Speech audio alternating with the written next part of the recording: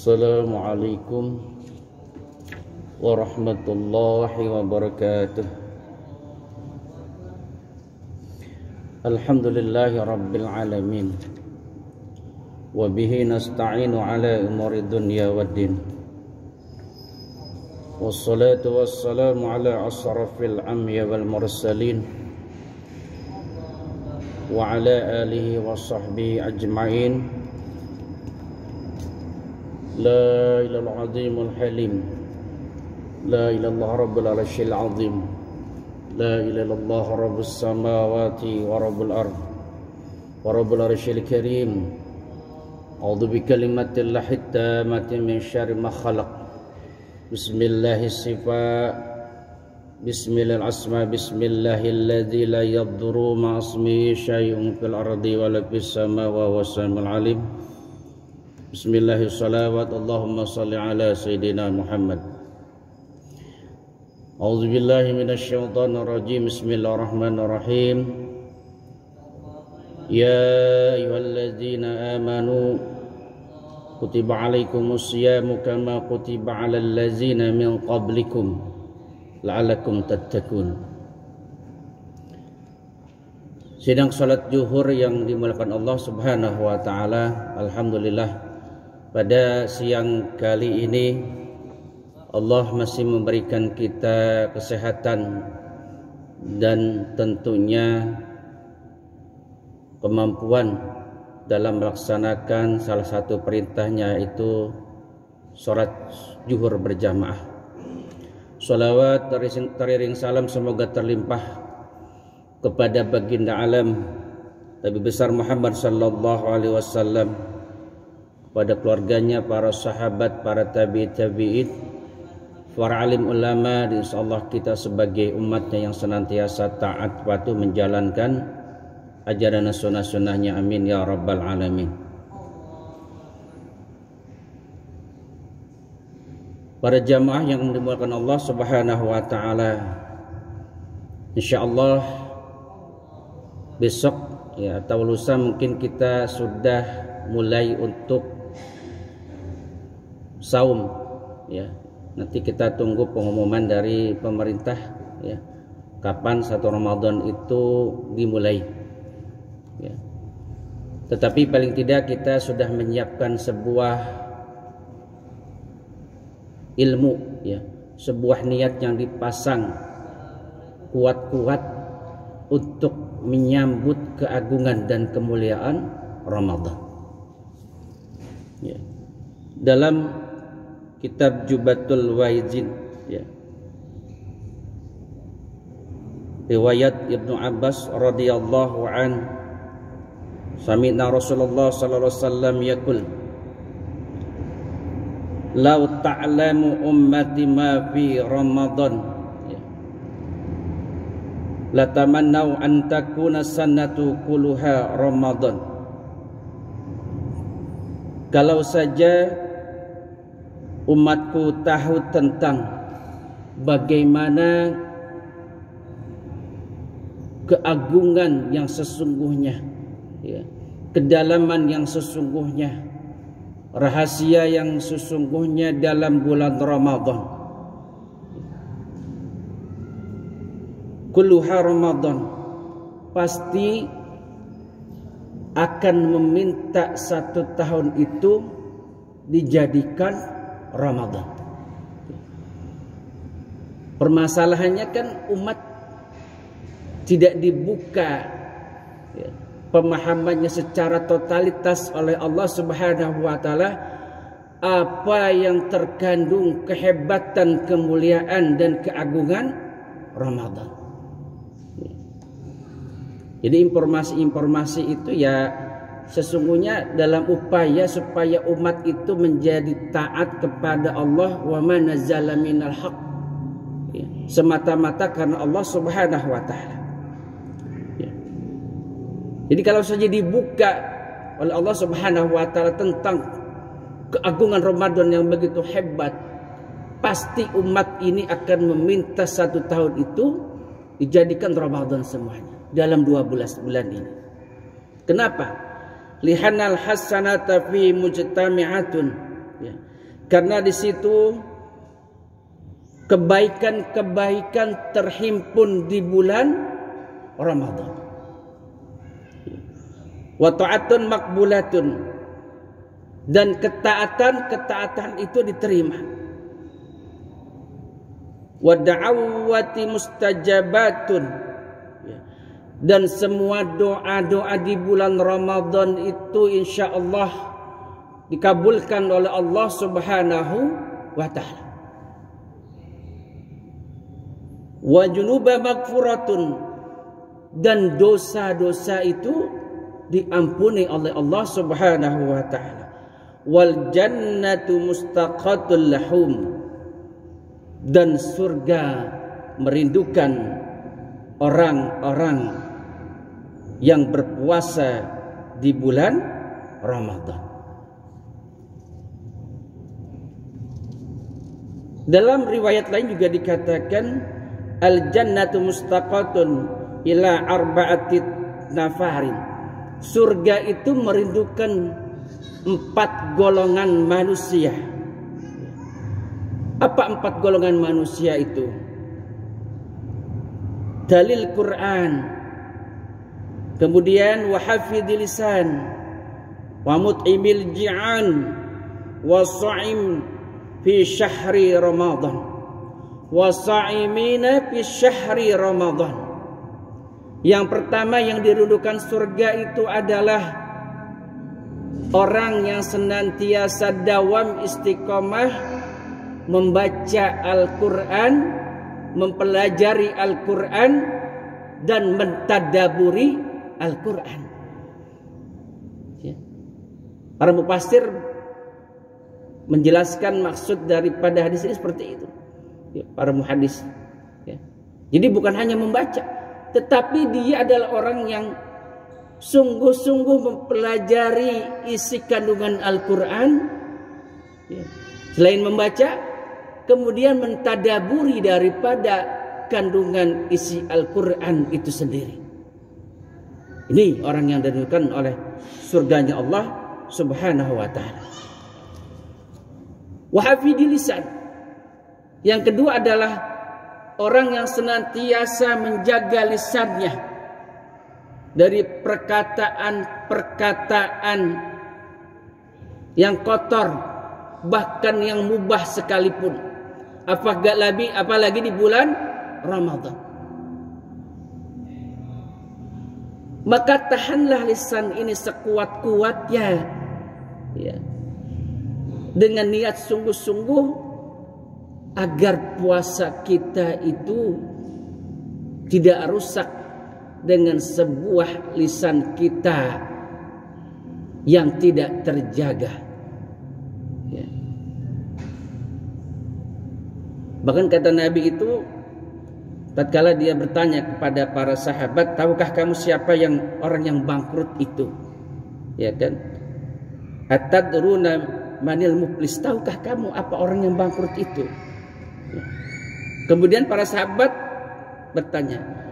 berjawab, al muflisu fina ma la yadirham lahu wala mata'.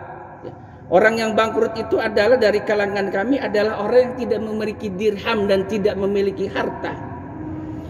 Kemudian baginda Rasul menjawab, bukan. Innal muflis min ummati ma ya'ti bis shalah wa siyam wa zakat wa ya'ti qad syatama hajah. Ya. Orang yang bangkrut itu adalah orang dari golongan umatku yang datang membawa pahala sholat, puasa, zakat, tetapi dia di surga pernah mencaci maki si fulan, ya, menuduh jinah si fulan, kemudian memakan harta si fulan tanpa hak, menumpahkan darah si fulan, ya, memukul si fulan. Nah, ini orang yang bangkrut, ya. Apalagi di zaman sekarang itu lisan itu terwakil dengan gadget. Jadi tatkala orang men-share sesuatu yang batil, sesuatu yang membuat orang menjadi tidak nyaman, bahkan memprovokasi hanya menggunakan jari-jari itu. Dan ini yang dinamakan dengan jariyah dosa.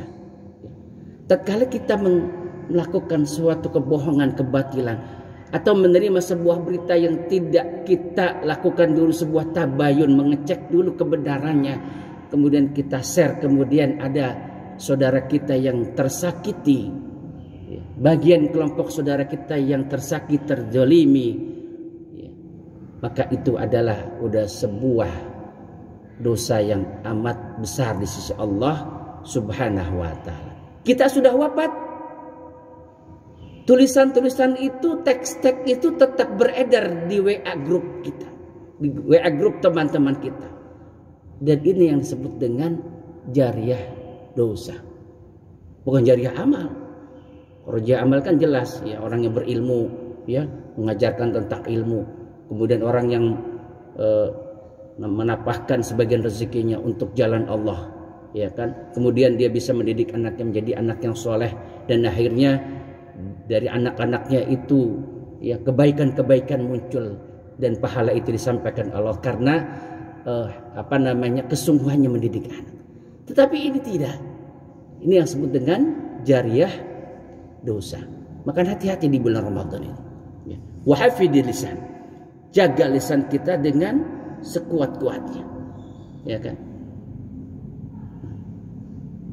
Makanya di bulan Ramadan itu ada sebagian daripada saudara-saudara kita itu yang uzlah, ya, sedikit dia mengambil tempat posisi yang tidak berinteraksi dengan masyarakat, gitu kan, karena dia khawatir, ya, khawatir puasanya itu rusak, ya kan. Ada sebagian seperti itu, ya kan. Tetapi kita orang-orang yang ada di tengah kota, ya, yang tetap berinteraksi dengan masyarakat, tetap melakukan kegiatan-kegiatan sosial, kemudian kita mampu menjaga itu, menjaga daripada pahala-pahala puasa, hal-hal yang menyebabkan merusak daripada pahala-pahala puasa, kita mampu menjaganya. Produktivitas kita tetap tidak berubah, bahkan naik tatkala di Ramadan, maka itu lebih hebat daripada orang yang ujlah ke pinggiran atau ke tempat-tempat tersembunyi. Logikanya kan sederhana, iya, dia bisa khusyuk, ya, karena dia tidak berinteraksi dengan masyarakat, ya, tidak kerja, tidak apa, ya.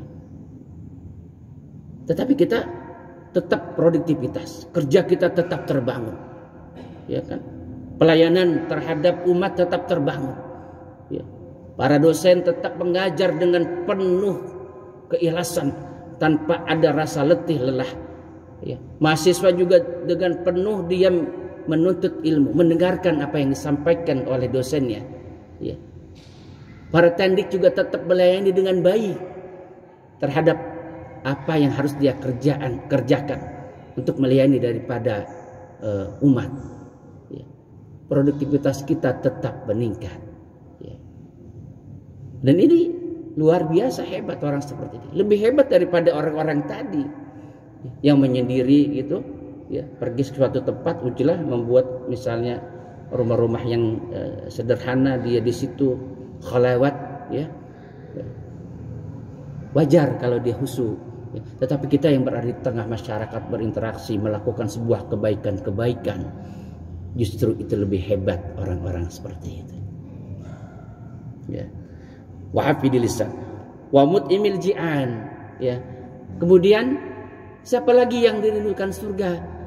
Yaitu orang-orang yang senantiasa memberikan bagian rezekinya untuk orang-orang fakir, orang-orang yang membutuhkan, bahkan orang-orang yang kelaparan, ya. Kemarin di TT ada bencana, yaitu artinya marilah kita untuk membantu saudara kita, ya. Jadi orang-orang yang senantiasa menapahkan hartanya itu, ya, di jalan Allah, itu adalah salah satu juga orang yang dirindukan surganya Allah Subhanahu wa ta'ala. Yang keempat, wasaimin fi syahri Ramadan, ya. Orang yang senantiasa puasa dengan penuh ya mahabbah, cinta kepada Allah Subhanahu wa taala dalam puasanya. Ya makanya kalau ada hadis itu kan pada Ramadan itu sesungguhnya ya setan-setan dibelenggu, ya pintu neraka ditutup, pintu surga dibuka. Cuman masalahnya kalau setan dibelenggu, kenapa masih ada orang yang makan di siang hari, merokok-rokok di siang hari, ya. Jadi kita pahami hadis ini adalah secara kontekstual, ya. Tidak secara tekstual. Artinya apa? Setan itu dibelenggu maksudnya orang-orang beriman, orang-orang yang sungguh-sungguh dalam menjalankan puasa, ya. Mereka dari mulai syahur, ya, kemudian sholat subuh berjamaah, kemudian mendengarkan majelis taklim, kemudian membaca Al-Quran, tilawah Al-Quran walaupun hanya selembar, ya, atau 2 lembar. Kemudian dia bergegas untuk bersiap-siap berangkat ke tempat kerja, melakukan sebuah produktivitas dalam kerjanya, ya, ikhlas dalam bekerja, pulang, ya, sampai di rumah berbuka, ya, kemudian sholat isya berjamaah, tarawih, kemudian tidur sebentar istirahat, tengah malam jam 2 jam 3 bangun, ya, qiyamul lail lagi. Dan itu yang disebut setan tidak mempunyai kesempatan untuk menggoda orang-orang yang beriman, ya. Jadi jangan dimaknai bahwa setan itu dirantai-rantai. Sebesar mana rantainya untuk merantai setan itu, ya. Jadi seolah-olah setan itu diikat, ya, ke sebuah pohon dengan rantai yang besar, ya. Kemudian setan tidak bergerak, bukan seperti itu yang dimaknai. Tetapi yang dimaknai gerak setan itu menjadi terbatas terhadap orang-orang yang beriman. Maksudnya seperti itu.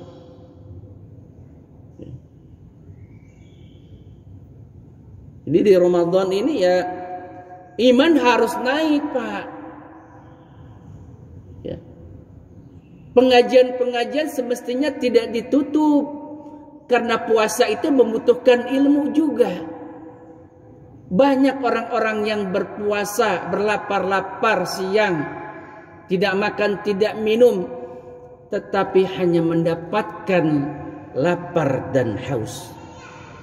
Karena apa? Makna puasanya itu tidak sampai ke ruh, ke batin. Alladzina yadununa annahum mulaku rabbihim wa annahum ilahi rajiun. Yaitu mereka yang meyakini bahwa tatkala dia melakukan sebuah ibadah kepada Allah, baik dalam sholatnya, baik dalam saumnya, dia meyakini bertemu dengan Allah Jalla Jalaluhu dalam sholatnya maupun dalam saumnya. Ya.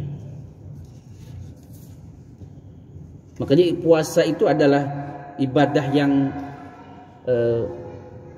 tersembunyi, rahasia, ya. Semua amal Bani Adam akan dilipat gandakan kebaikannya 10 kali sampai 700 kali lipat, ya. Kullu amali ibnu Adam yudha'aful hasanah asyru amsaliyah ila sab'i mi'ata di'fin, ya. Semua amal ibadah anak Adam itu dilipat gandakan, ya, sampai 700 kali lipat. Illa sauma fa innahu li wa ana azibi, kecuali puasa adalah untukku, kata Allah. Jadi puasa itu, ya, Allah sendiri nanti yang akan melihatnya, baik itu zahir, ya, maupun batin, ya. As-sauma fa innahu li wa ana azibi, ya. kecuali puasa, maka puasa itu untukku dan aku yang akan memberi pahalanya. Ya. Nah, makanya dalam puasa itu kan kita teringat dengan sebuah sabda baginda Rasul, ya. Anta'budallah ka'annaka tarahu fa illam takun tarahu fa innahu yaraka. Ya. Ya. Tatkala baginda Rasul bertanya kepada Jibril alaihissalam, ya. Kemudian diajarkan oleh Jibril, kemudian baginda Rasul mengatakan, ya, apa itu ihsan? Ihsan itu, ya, beribadah kepada Allah seakan-akan engkau melihatnya. Ya. Jika engkau tidak melihatnya, maka dia melihat engkau. Dan itu harus kita pahami dalam beribadah. Ya. Seolah-olah dalam sholat kita, dalam puasa kita itu, ya, kita melihat Allah Subhanahu wa Ta'ala. Tetapi mana mungkin orang-orang seperti kita bisa melihat Allah dalam sholat, tetapi yakini bahwa Allah itu melihat kita dalam sholat kita, dalam puasa kita, ya kan? Jadi itu, ya, Ramadan, ya, butuh sebuah proses, ya, untuk kita mendapatkan sebuah pahala-pahala yang totalitas, ya. Artinya puasanya tidak sia-sia, ya. Bukan hanya lapar dan haus, ya. Tetapi ya tentunya kita bersungguh-sungguh, ya. Kemudian di dalam puasa pun kita harus mempunyai ilmu untuk mendapatkan sebuah pahala atau keridhaan Allah Subhanahu wa Ta'ala. Jangan sampai tadi kita menjadi orang yang muflis, ya. Artinya orang yang bangkrut, pahalanya bocor, ya kan?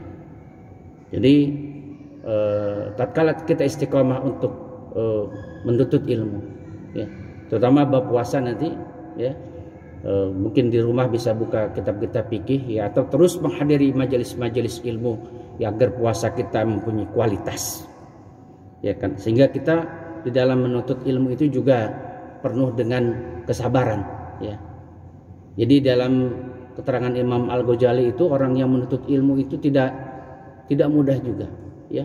Satu, jalannya juga panjang, ya. Jalan menuntut ilmu itu juga panjang.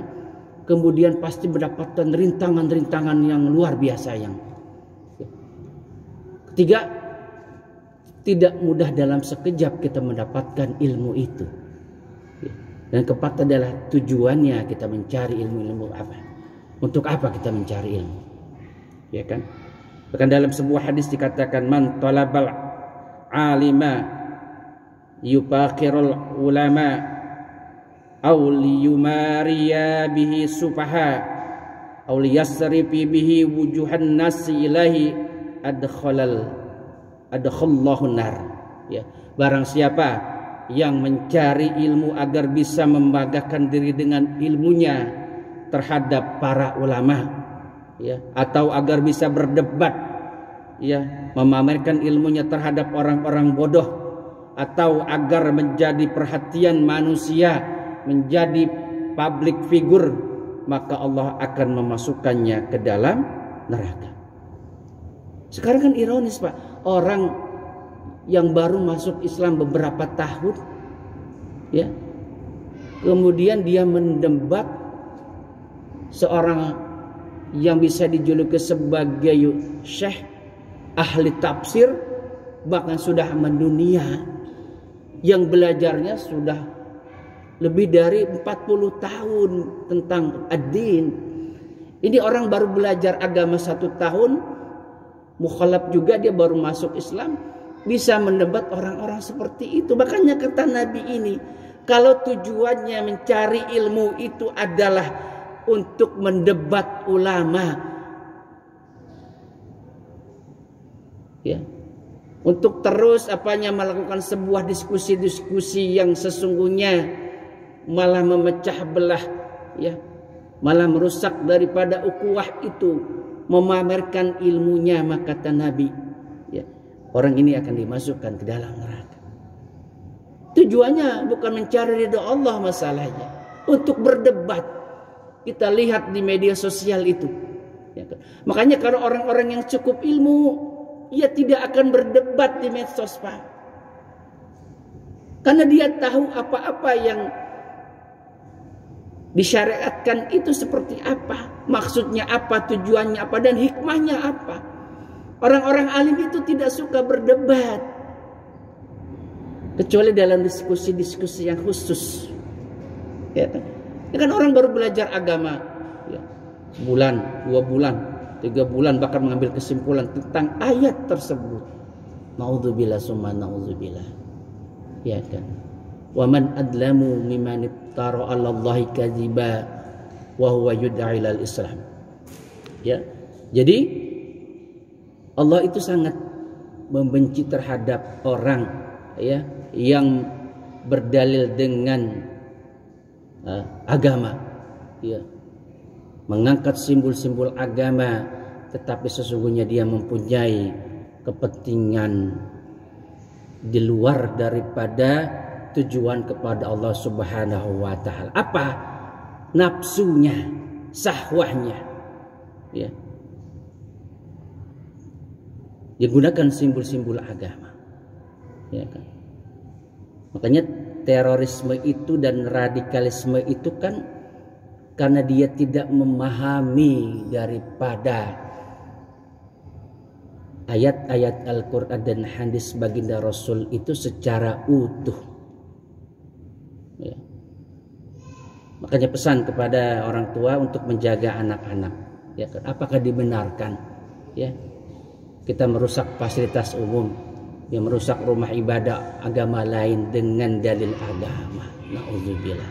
Tidak diajarkan oleh baginda Rasulullah Sallallahu Alaihi Wasallam. Islam itu adalah agama yang rahmatan lil alamin. Mereka tidak membaca Al-Quran, mereka tidak membaca hadis-hadis baginda Rasul. Ya. Makanya lihat itu adalah representasi daripada akhlak kaum muslimin itu sendiri. Kalau melihat mereka Islam itu yang terjadi di Suriah, Islam bagaikan monster yang menakutkan, ya, teroris, ya. Tetapi kalau melihat Islam itu adalah penuh dengan hasanah, kebaikan-kebaikan, ya, kasih sayang, saling membeli, saling mengingatkan, maka Islam akan terlihat sebagai agama yang rahmatan lil alamin. Ya. Maka hati-hati, ya, di akhir zaman ini, ya. Pesan saya, kalau mau belajar ilmu, carilah guru yang bersanad. Ya.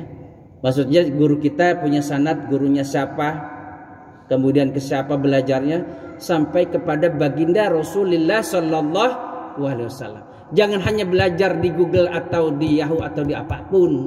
Cari guru yang bersanad, ilmunya yang jelas akan menjamin daripada kebenaran daripada cara memahami Al-Quran secara benar. Ya, tapi kalau kita salah mengambil daripada guru, ya, khawatir, ya, nanti kita akan tidak bisa memahami, ya, maksud Al-Quran dan maksud hadis baginda Rasulullah Sallallahu Alaihi Wasallam. Itu saja mungkin yang saya sampaikan menjelang di Ramadan ini, ya. Mari kita niatkan, ya, kita azamkan, ya. Insya Allah kalau nanti malam sudah ada pengumuman, nanti malam kita tarawih, dan di masjid juga ini juga tetap diadakan tarawih, cuma tidak ada kultum, ya. Jadi selesai tarawih jemaah untuk kembali ke rumahnya masing-masing, tapi ya tetap menjaga protokol kesehatan. Ya, mudah-mudahan ya di Ramadan ini menjadi Ramadan yang lebih baik daripada Ramadan sebelumnya. Dan mudah-mudahan Allah memberikan kesehatan, memberikan kita kepahaman terhadap rahasia ilmu dan rahasia ibadah. Mohon maaf atas segala kehilafan. Al-Fatihah. Auzubillahi minasyaitonir rajim. Bismillahirrahmanirrahim. Alhamdulillahirabbil alamin. Arrahmanirrahim. Maliki yaumiddin. Iyyaka na'budu wa iyyaka nasta'in. Ihdinas siratal mustaqim. Shiratal ladzina an'amta 'alaihim ghairil maghdubi 'alaihim waladdallin. Kafaratul majlis. Subhanakallahumma wa bihamdika asyhadu an la ilaha illa anta astaghfiruka wa atubu ilaik. Assalamualaikum warahmatullahi wabarakatuh.